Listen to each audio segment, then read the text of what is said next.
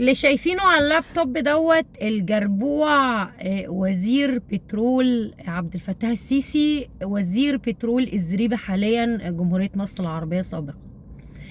رايح بكرة مدينة السويس الغراء علشان يفرج المشتري الإماراتي الشركة العامة للبترول.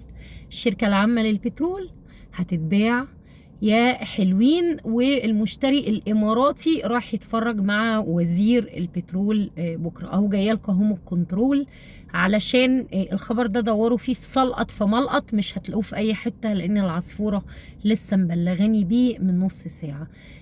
بكرة وزير بترول الزريبة حاليا مصر سابقا رايح علشان يفرج المستثمر الإماراتي اللي هو الكاموفلاج والتس المستعار للكيان الإسرائيلي الشركة العامة للمواد البترولية، الشركة العامة للمواد البترولية، عشان خلاص ربنا اداكوا عمرها. انا لله وانا اليه راجعون. والله الواحد مش عارف يعني يعزيكوا، ولا مش عارف يلطم، ولا يشق هدومه، ولا يعمل ايه. والله العظيم انا رأيي يا جماعة تشيل النسر يا سيادة الوزير اللي على شمالك دوت، وحط بداله كس. علشان هو ده بقى رمز المرحلة، هو ده بقى شعار المرحلة يا جماعة. شعبي المخصي العظيم، انتظروا هيدخلوا يبيعوكوا في بيوتكوا قطع غيار زي مدام وفاء عامر كده. ما كانت بتلقف العيال الغلابه يا عيني وتاخدهم عندها في الفيلا، كانت عامله اوضه كده حسب ما ورد برضو خاص، وبتاخد فيها الناس الغلابه، العيال الغلابه دول تاكلهم وتشربهم وتغير لهم المرعى وتقوم عامله لهم التحاليل، ويلا هوب سلقط ملقط تتباع اعضاء.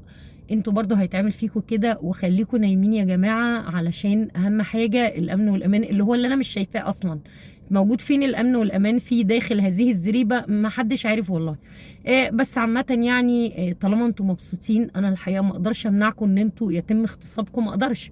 يعني طالما انت مستمتع او ان لم تستطع مقاومه الاغتصاب، فانجوي يا باشا، انجوي، استمتع وانجوي.